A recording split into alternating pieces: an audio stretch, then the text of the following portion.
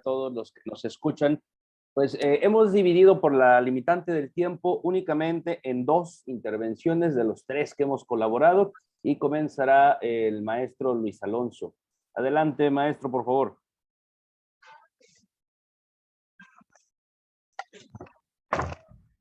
Hola, buenas tardes.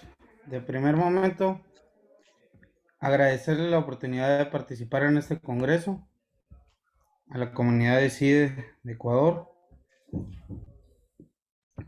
En este tema, pues hemos colaborado 3 personas, como ya se hizo mención, el maestro Luis Alonso Jales y Dorma para servirles, el doctor Nino Mijael Champo Sánchez y el maestro Gustavo Emir Reyes Pasos, miembros del Instituto de Investigaciones Jurídicas de la Universidad Autónoma de Chiapas. El entorno de nuestra investigación gira sobre la protección de los derechos humanos en el debido proceso penal dentro del contexto mexicano. En esta misma sintonía, primero debemos de aclarar que se acaba de reformar hace poco tiempo una reforma que hubo en constitucional en materia de seguridad y justicia, la cual se realizó en el 2008, en el cual se adecuaron se reformaron, 10 artículos constitucionales en materia penal, lo que nos atañe. Estos fueron del artículo 7, fueron 7 artículos, del artículo 16 al artículo 22. Cabe destacar que en esta es la distinción misma que se hizo, se reforma el sistema de justicia, que contábamos con un sistema de corte mixto, y se cambia a un sistema netamente acusatorio. En el sistema mixto, pues ya lo saben, contaba con procedimientos tanto de corte inquisitivo como de corte adversarial.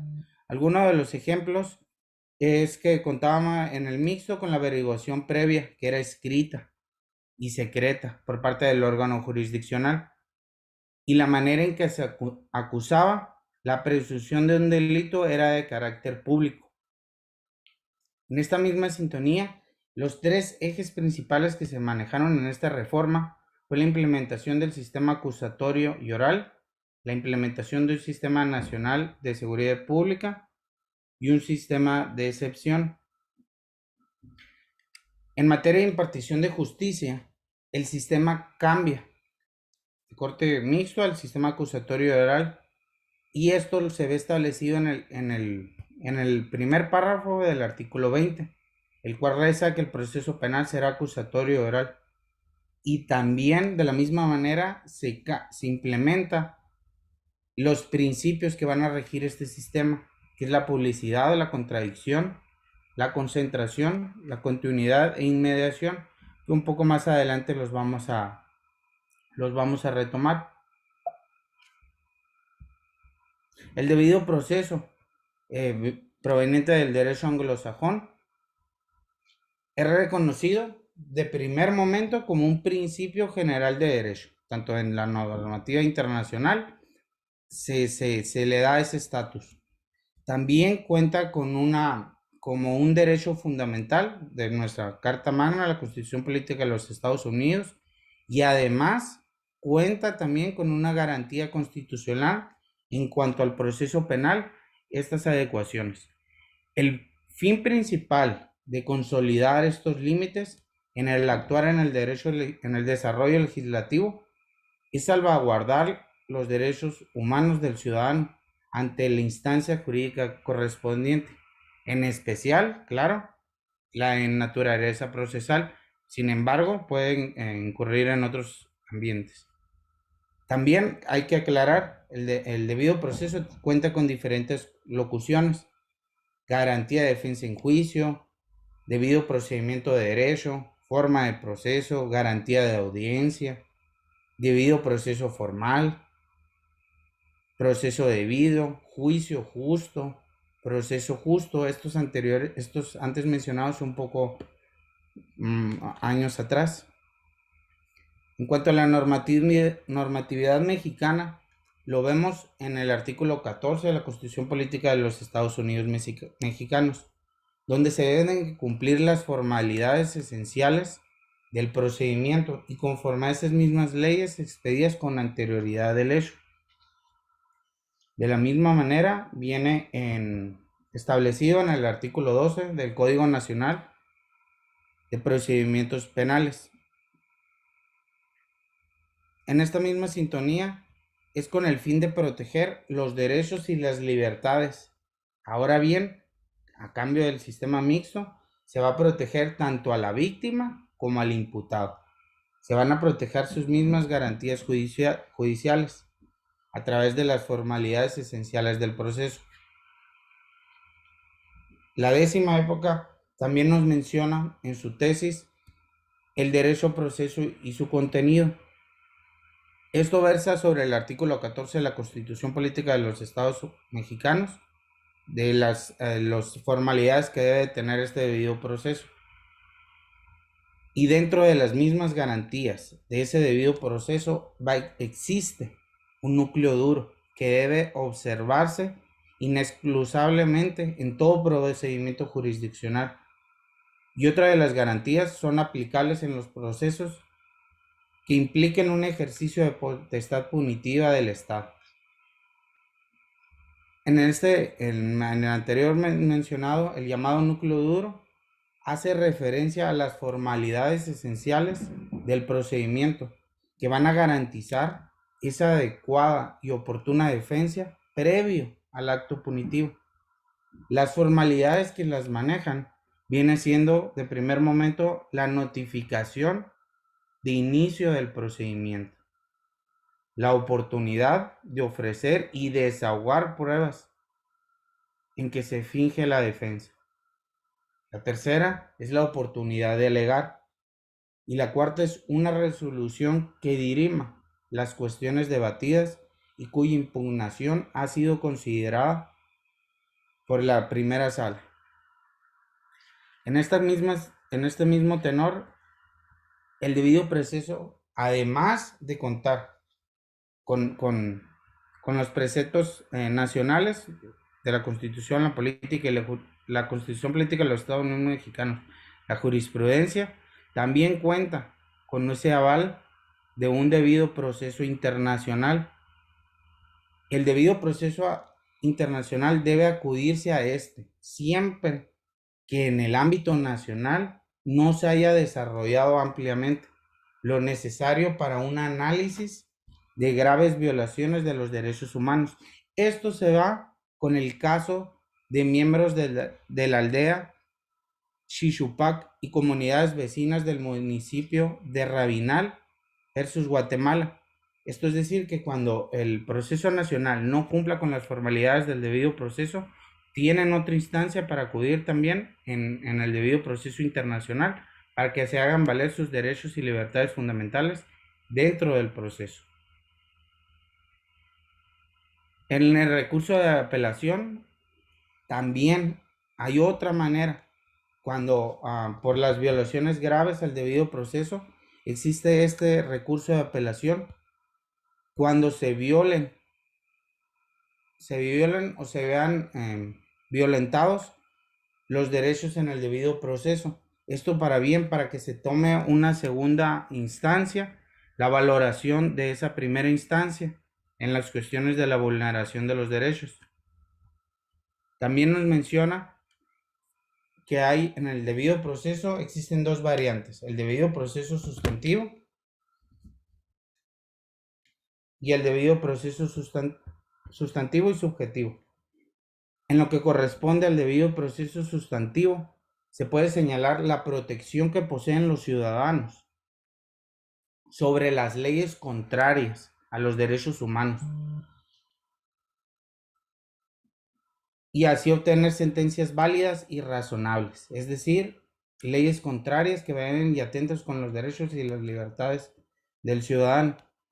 Y por otra parte, nos encontramos con el debido proceso subjetivo.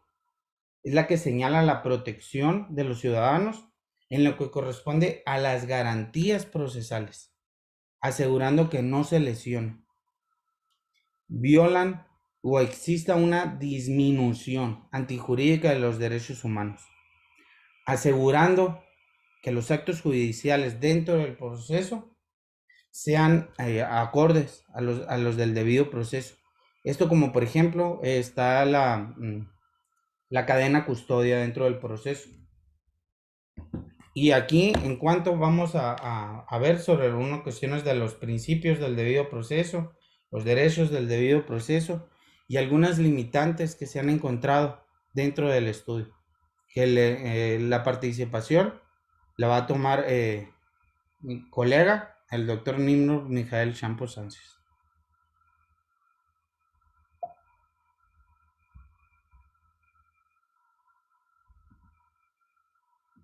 Bien, muchísimas gracias, maestro Alonso. Bien, retomemos esta parte. Mucho se ha escrito y mucho se ha desarrollado tanto en la doctrina como en las resoluciones judiciales, jurisprudenciales de nuestro país, en qué consiste el debido proceso, porque en la práctica profesional, en la práctica de los operadores jurídicos, ha habido una diversificación de ideas. Y entonces ya en este momento es de tal importancia que nuestro máximo tribunal definió el debido proceso en diversos elementos.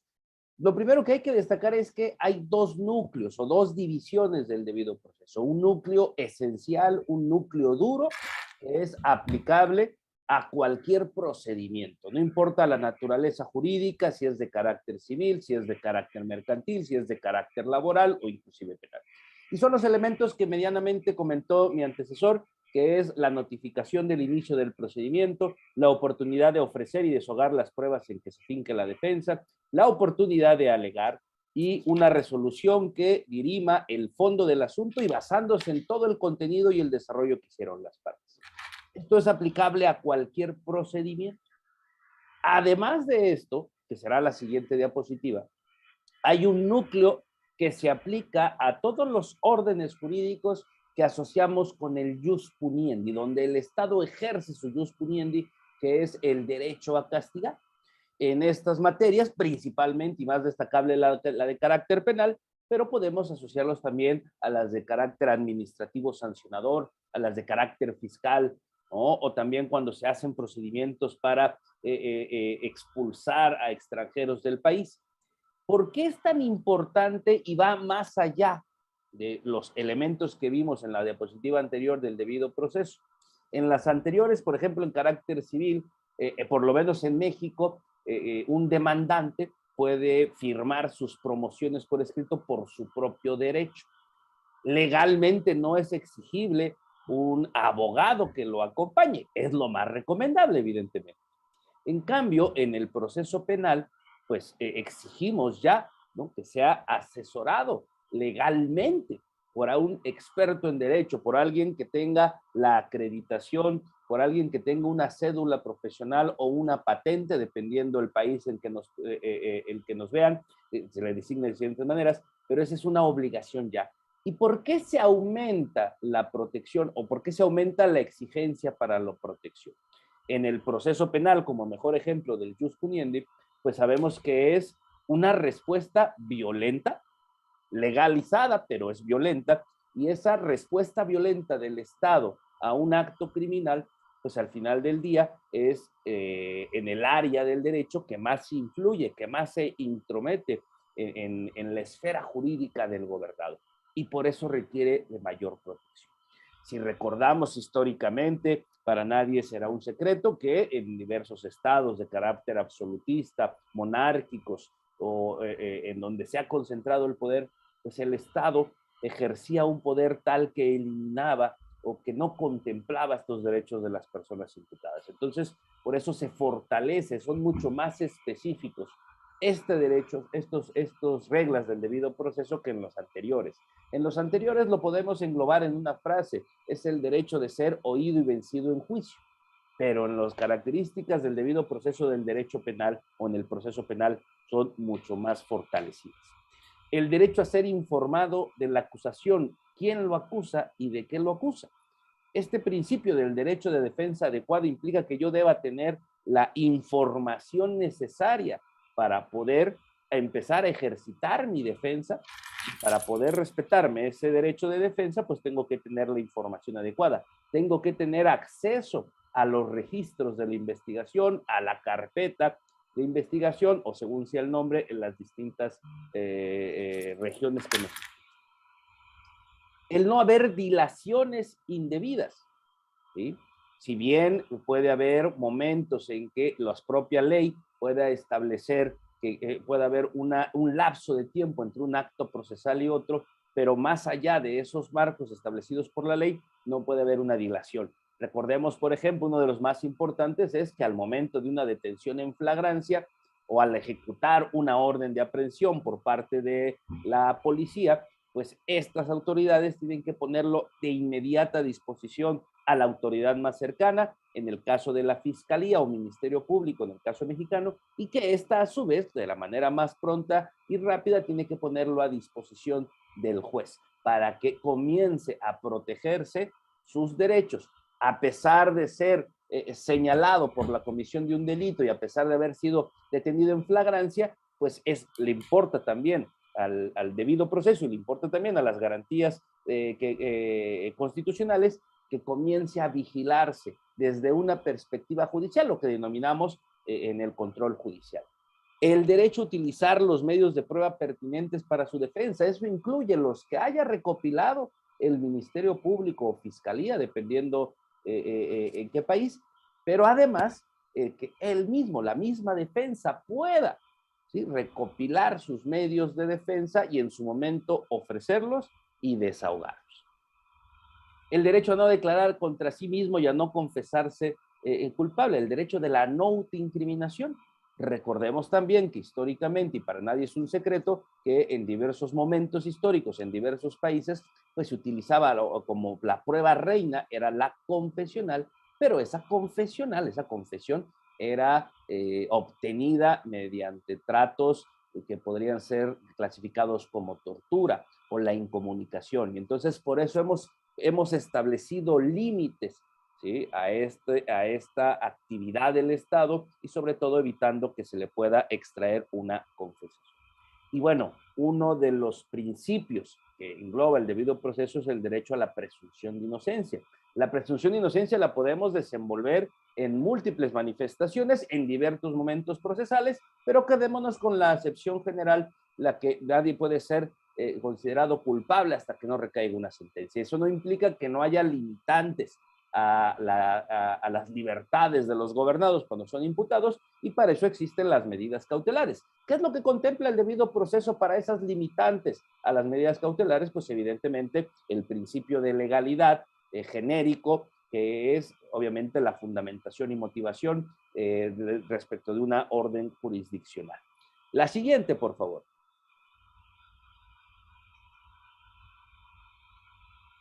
Cuando introdujimos, por lo menos en México, en el 2008, el sistema acusatorio, nos apropiamos de estos principios, los principios que rigen las audiencias en el proceso penal y que sobre todo principalmente son para el desahogo de la prueba.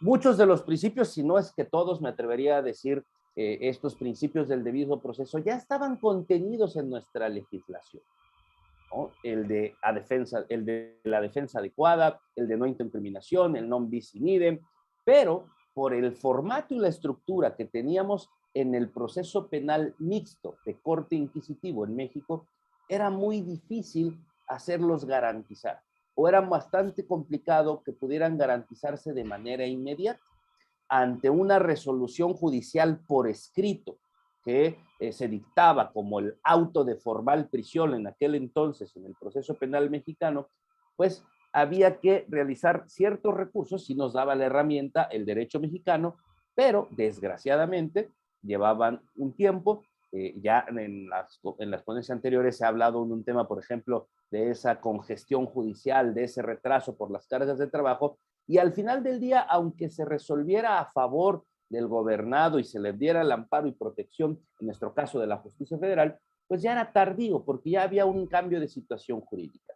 ¿Qué nos dan estos principios? El principio de la publicidad, el de contradicción, el de concentración de actos procesales, el de continuidad y el de inmediación de las audiencias, nos dan la oportunidad de hacer valer y hacer vigentes los derechos protegidos por el gobernado y hacer de verdad vigente el debido proceso. Es un cambio mínimo en la ley, simplemente introducir en la ley mexicana estos principios, pero es un cambio que transforma la actividad de los operadores jurídicos en el proceso penal mexicano. Desgraciadamente, a pesar de todo esto que hemos platicado y que hemos hecho en México para lograr alcanzar un proceso penal adecuado a un Estado democrático y constitucional de derecho, inclusive en México, después del 2008, en el 2011 hicimos una reforma en materia de derechos humanos en la Constitución que nos permite el control de convencionalidad. Pero a pesar de todo ello, como permitimos el control de condicionalidad, podemos asistir a la Convención Interamericana, invocar el artículo referente a las garantías jurisdiccionales. Pero desgraciadamente, a pesar de todo eso, nosotros mismos en México nos metimos en pie. Si recuerdan la primera diapositiva que mostramos, hablamos de que había tres ejes, o sea, tres los objetivos de la reforma constitucional del 2008. Introducir el sistema acusatorio a México, realizar un sistema nacional de seguridad pública para gestionar la información, para que nuestras policías, al ser nosotros una federación, tenemos tres órdenes de gobierno, federal, estatal y municipal, que esas tres policías puedan coordinarse, puedan intercambiar información, puedan intercambiar datos. Y por último, había un sistema de excepción. Un sistema de excepción que tira por la borda prácticamente todo lo que hemos comentado. Es un sistema de excepción que restringe derechos o inclusive los elimina. Muchos de ustedes conocerán, si se dedican al área del derecho penal, pues que ese sistema de excepción está basado en una doctrina de carácter penal conocida como el derecho penal del enemigo, de tendencia y filosofía alemana por el autor alemán Günther Jacobs, allá por los 80s del siglo pasado. Y en ese sentido, nosotros, como mexicanos, parecemos que somos contradictorios. Introdujimos un sistema procesal penal acusatorio, un sistema procesal penal de corte garantista, protector de derechos humanos, pero a la vez introdujimos un sistema de excepción. La siguiente diapositiva, por favor. ¿Qué implica ese sistema de excepción basado en derecho penal del enemigo, que además pues, ha sido atacado, ha sido contradecido por grandes exponentes a nivel internacional, que inclusive muchos afirmamos que prácticamente está superado ideológicamente hablando, pero que en nuestro país lo utilizamos como una herramienta de política criminal de combate, sobre todo a la delincuencia organizada? ¿Qué implica este sistema de excepción?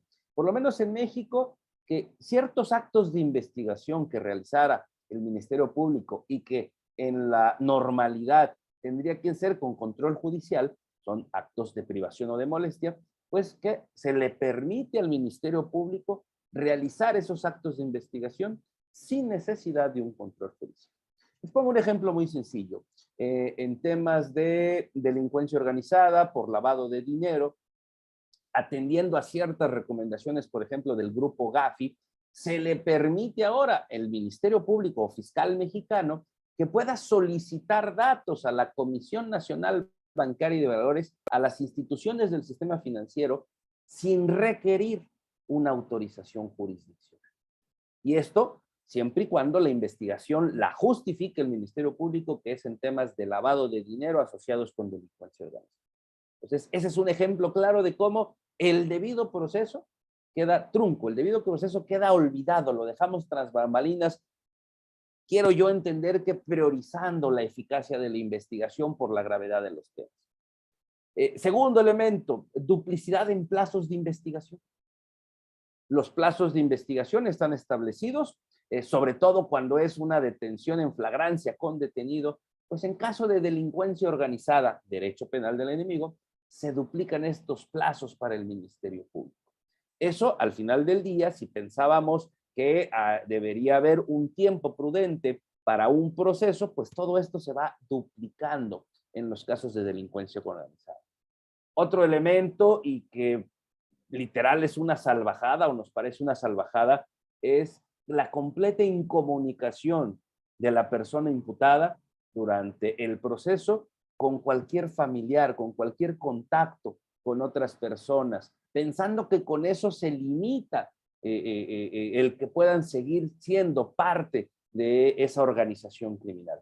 Claro, hay un elemento ahí que, excepto con su abogado, ya sería mucho que en México inclusive le hubiéramos negado el derecho a la defensa, pero bueno, estamos muy cerca en México, no se crean. Uno de los grandes críticas, la prisión preventiva de carácter oficioso. Hablamos del debido proceso, en donde la oportunidad de alegar, la oportunidad de controvertir, los principios que rigen las audiencias, el principio de contradicción, eso en las medidas cautelares, particularmente de la prisión preventiva en México, no tiene aplicación.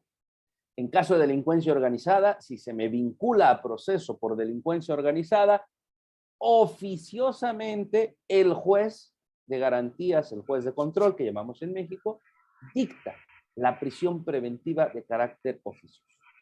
Recordemos que toda medida cautelar en la doctrina tiene tres grandes objetivos: evitar el peligro de fuga, evitar el peligro para la víctima o la sociedad, o evitar el peligro de obstrucción de la investigación.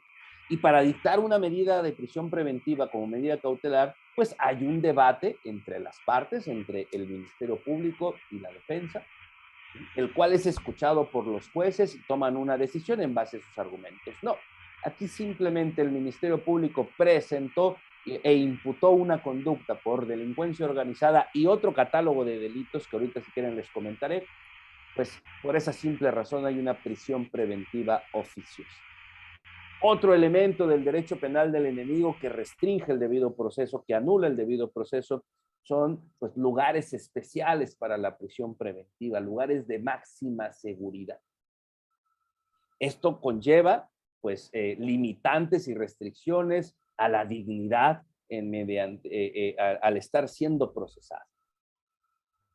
Para ir concluyendo, ¿cuál es el problema, o por lo menos en México, de que se instaurara este derecho penal del enemigo?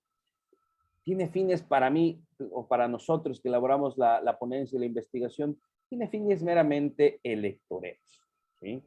El problema cuando la política se inmiscuye en la política criminal, cuando la política, y sobre todo de esta política burda, electorera, se involucra con temas tan técnicos del derecho y que tanto nos ha costado, tantos ríos de tinta y tanta sangre ha costado lograr avanzar y lograr proteger estos derechos, pues fines electoreros, ganar votos. En México, por influencia de varias organizaciones no gubernamentales, hemos empezado a acuñar un concepto de delitos de alto impacto. No es un concepto jurídico, es más de la sociología jurídica, es tal vez un concepto de la teoría política, y estos delitos de alto impacto pues son sobre todo por el gran número de incidencia delictiva. El robo a transeúntes es un delito de alto impacto. El robo a casa habitación, esté o no habitada en el momento del robo, pero el robo a casa habitación, el robo a comercio. ¿Y cuál es el problema de utilizar este criterio de un delito de alto impacto para utilizarlo como una herramienta para justificar el derecho penal del enemigo? Pues que el gobierno lo ha utilizado como una herramienta de justificación es que la sociedad tiene mucho miedo o la sociedad le preocupa que estos delitos se cometan. Y dejamos fuera una clasificación en México que existe en la ley, pero que no lo utilizan para tomar las decisiones de política criminal, que es el delito grave. Un delito grave es aquel que está establecido así por la ley, por el bien jurídico que protege. Un bien jurídico esencial para la sana y recta convivencia social. Para que les quede más claro estos ejemplos, en nuestro catálogo mexicano de delitos que ameritan prisión preventiva oficiosa, tenemos, por ejemplo, delitos cometidos por servidores públicos. Tenemos, por ejemplo, delitos como la violación. Ojo, no estoy diciendo que la violación no merezca una sanción, una sentencia condenatoria por una cantidad establecida por el legislador en intervalo de punibilidad de tantos años de prisión, pero esto va en contra de los objetivos de las medidas cautelares. Y, por ejemplo, un delito grave, por lo menos contemplado en el Código Penal Federal de México, es la corrupción de menores. El bien jurídico es este interés superior del menor, es desarrollar las nuevas, que las nuevas generaciones estén libres de esas incidencias malas, de la corrupción, de corromper a los menores anímicamente, socialmente, moralmente, y eso no es considerado un delito de alto impacto. Al final del día, la política, el fervor social entra en las decisiones de política criminal y por eso concluimos con la siguiente diapositiva, y por eso tenemos limitantes, restricciones al debido proceso y por lo tanto a los derechos de las personas. Muchísimas gracias a todos los que nos acompañan este día.